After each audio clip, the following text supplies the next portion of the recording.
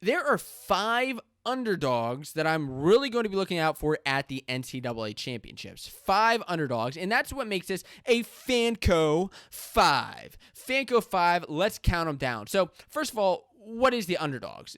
As we look at the NCAA brackets, which are now out, an underdog is somebody who's obviously not the number 1 seed or even the number 2 seed. And I wouldn't even say it's the number 3 seed. But as we get into the number 4, 5, 6, 7, 8, 9, 10 seeds, those are the underdogs who people are overlooking. They're not looking out for them to win a national trophy, maybe not even to All-American. But I think that these are some of the most fun wrestlers to watch because anything can happen there. So these are guys who are still, I believe, seeded at least within that top 10. And so that kind of makes them a dark horse or at least an underdog. Because obviously anybody who's not at number 1 is an underdog. But I have some exciting ones. And listen, I wanted to say DeSanto was an underdog, but he's not even an underdog to me. I still think that he has a great shot to do well here. Aaron Brooks, I was looking beforehand, okay, just at some of the rankings, and a lot of the rankings had him at like number 4 or 5, which I thought was absurd, and I was like, well, that's still, I still don't see him as an underdog. And of course, he got the number 1 seed, and like Colton Schultz is also potentially an underdog, but not quite as the number 4 seed. So let's talk about this. And before I get this, drop a comment.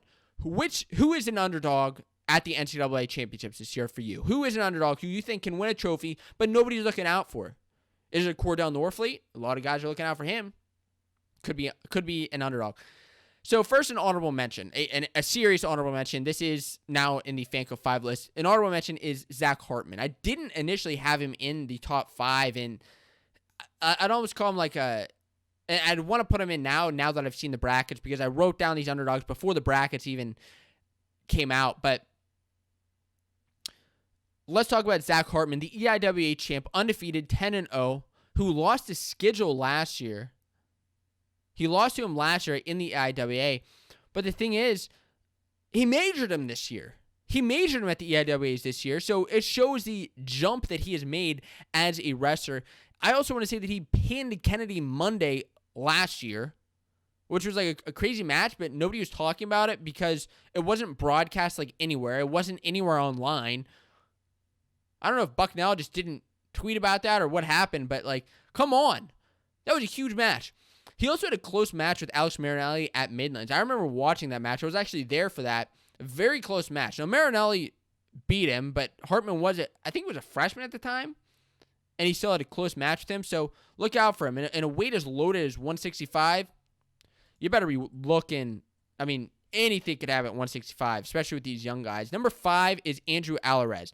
Now, initially I had him in here, but didn't know where he would be seated, of Northern Colorado at 149 pounds. Alvarez, technically he's undefeated this season, but yeah, I guess it matters in your terms of technically. You know, his only loss is an injury default, okay? His only loss is an injury default, so that's why he's out right now. Or excuse me, that's why he had a loss right now. Out of the Big 12 tournament. I was super excited. He was actually one of the wrestlers I was most anticipating to watch at the Big 12 Championships, but didn't end up wrestling. He was 24-4 last year, and Boo Llewellyn ended up winning his bracket at 149. As the number 32 seed now, he's going to run into Sammy Sasso first round. Not an easy first round matchup. But if he finds a way to beat Sasso, if he doesn't get cradled by Sasso, maybe he can make a run. Now, this is a matchup, I've said it already, but it kind of reminds me of a JoJo Smith, Alex Marinelli matchup from a couple years ago, just because Alvarez is such a tough wrestler, and I expected him to do well at Big 12s, didn't get to see it, but in the offseason, he won senior nationals in a stacked bracket of McKenna, Yaya Thomas, Ironman, Kolodzic, Storr, and okay, I get it, it's freestyle, and I'm the first to always say there's a difference between folk style and freestyle, and I don't always equate it, but I'm just saying, first round match, look out for that. He made significant jumps from last season. I expect him to make more this season. The next, number 4. Number 4 is Mickey Phillippi. Number 5 seed at 133 pounds. The pit wrestler who's 8-1 this season. Now, his loss comes to Corbin Myers at 133. His loss comes to Corbin Myers at 133 of Virginia Tech at the ACC Championships. He was 25-1 last season. His lone loss coming to Sammy Alvarez. And listen, the thing about Phillippi and Myers is they're ACC wrestlers. They wrestle a lot. And oftentimes you'll see when wrestlers wrestle 1, 2, 3, 4, 5 matches, the score gets closer and closer and closer. Then you start getting some back and forth on exactly what's going on there. Phillippi is 3-2 against him, but they wrestled so often. The reason that I'm really looking forward to Mickey Phillippi here is that in 2019, 2 seasons ago, he was the lone college wrestler to have a regular season victory over Dayton Fix. The number 1 seed, Dayton Fix, that's right. Who's not in his conference, who's a Big 12 wrestler of Okie State, is Dayton Fix. Now, he does have, and so that's why I'm looking out for him. Now obviously, Dayton Fix performed better than him at Nationals, but because Phillippi just ended up making the round of 12 that year, but he does have other top 10 good matches, wins and losses in both aspects. He had a loss to RBY 4-3 in 2019 NCAA Championships. He never wrestled DeSanto, but I believe they could be meeting in the quarterfinals this year. And if he wins in the quarterfinals, Phillippi will be wrestling Dayton Fix yet again. If I'm Dayton Fix, I'm scared. Well, maybe not. Maybe scared is a little bit too far of a term. If I'm Dayton Fix, I'm maybe a little bit nervous, okay? Maybe looking out for him. Also, his wins over top wrestlers in Jarrett Trombley and Louis Hayes.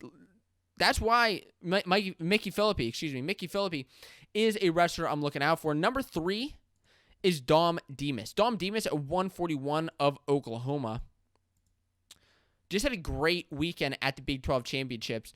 I mean, speaking of guys who had great wins at 2019 NCAAs, he beat Nick Lee 13-9, and that was a high-energy, high-pace match that he had there to go to the third and fourth place match. And the third and fourth place match was actually against Jaden Ironman. Now, what happened there? It was actually a very close victory. Ironman ended up riding Dom Demas out and then ended up escaping in the third period. I think he won by a score of like 2-0. It was really very close match. I just rewatched that to see what happened in that match. And listen, I think that both these guys have got better, but look out for that type of matchup. Ironman's only loss that year was to Yanni in the semifinals, interestingly enough. Now, Dom Demas and Ironman could meet up again in the semifinals if he gets out of the tough side with Real Woods, Grant Willits, Tariq Wilson.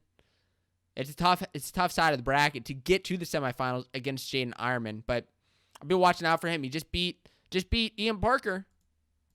I mean, just look at this bracket again from the 2019 NCAA Championships. That was a tough 141-pound bracket. And number 2, I have 2 wrestlers left in the Fanco 5 here who I would be looking out for as dark horses, tough wrestlers.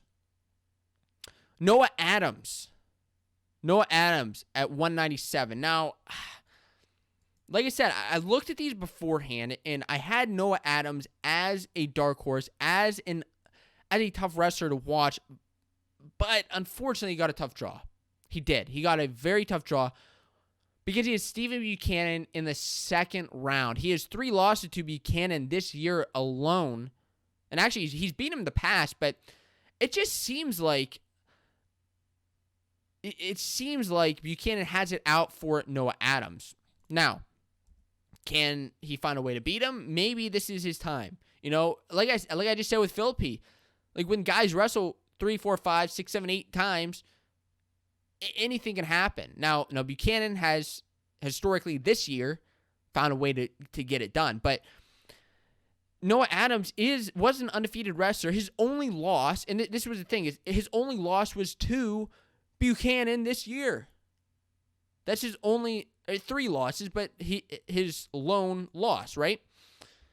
And because of that, I think that Noah Adams can go with just about anybody else at 197. I wasn't sure how he was going to stack up against guys because he hadn't wrestled anybody crazy tough last year. But with his controlled style of wrestling, I think that he can find a way to get it done.